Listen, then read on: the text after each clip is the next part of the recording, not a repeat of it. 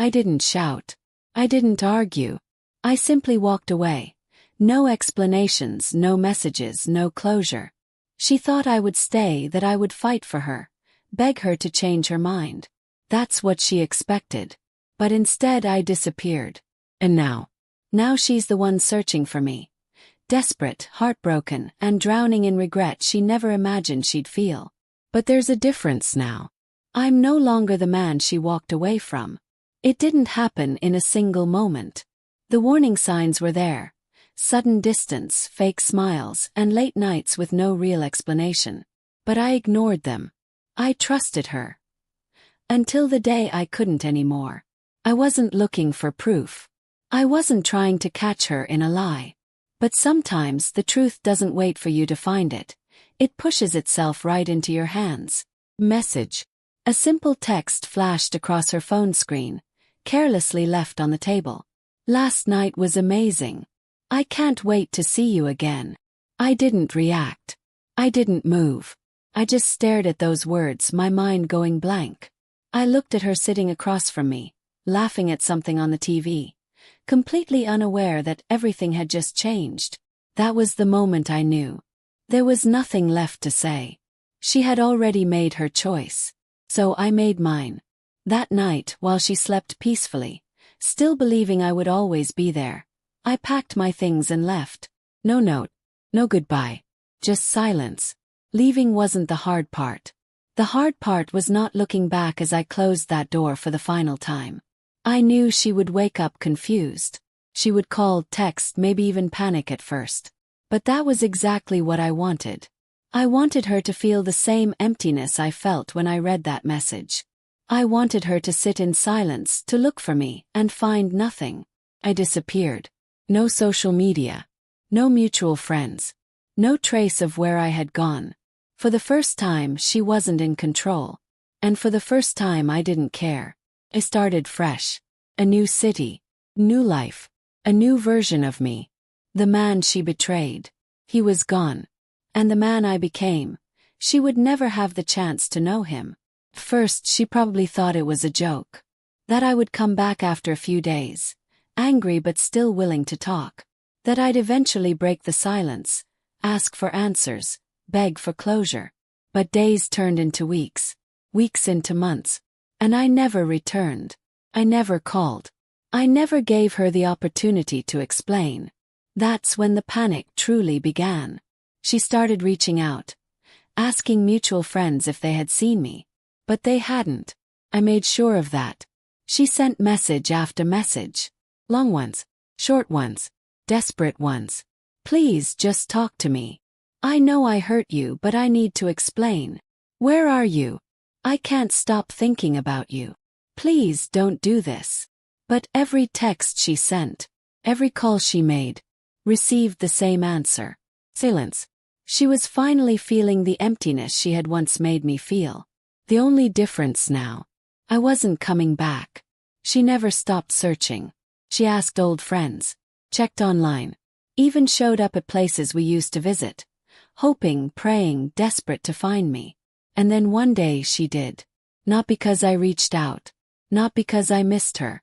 But because fate has a strange way of forcing people to face their past. I was at a cafe, minding my own business, living a life I had rebuilt from the ground up. When I heard it, "Oh my God, it's you." I looked up.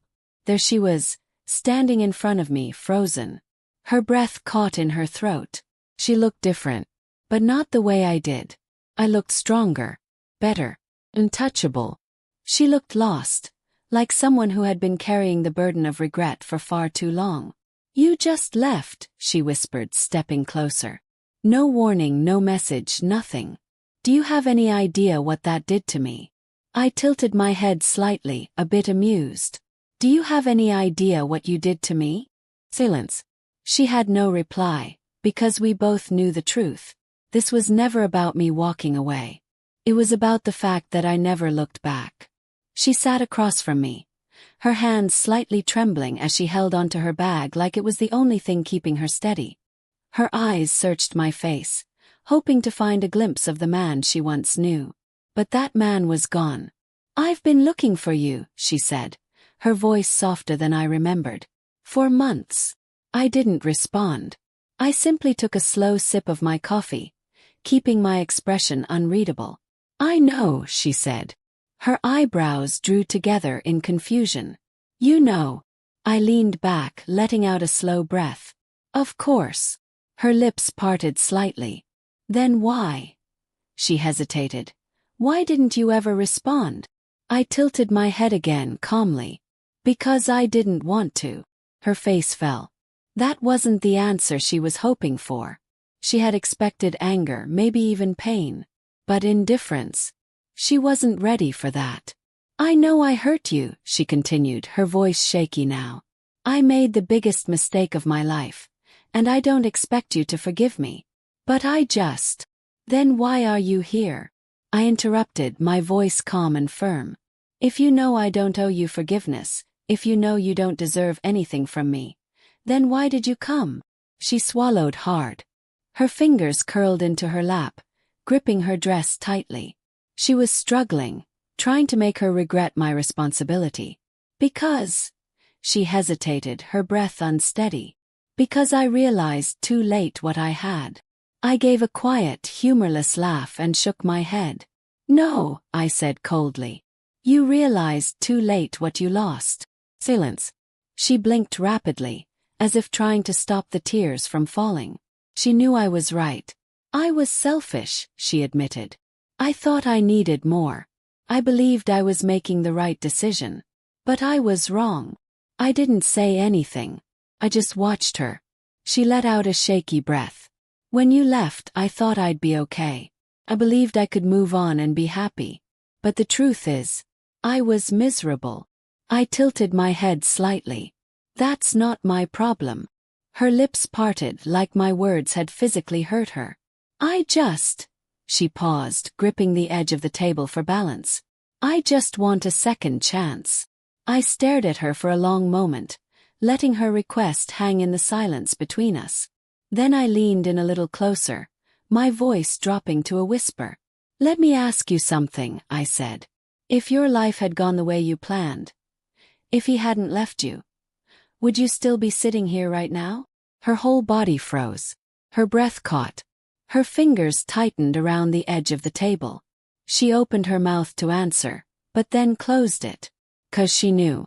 And so did I. That's what I thought. I pushed my chair back and stood up, adjusting my jacket. I think we're done here. She looked up at me, panic flashing in her eyes. Wait, please, she whispered. Just don't walk away from me again. I exhaled slowly, staring down at the woman who once meant everything to me. You walked away first, I said. The only difference is, now you finally regret it. She didn't argue. She didn't beg again. Because for the first time, she understood. She had lost me. Forever. I turned and walked away, never once looking back. 'Cause the best revenge is never needing them again.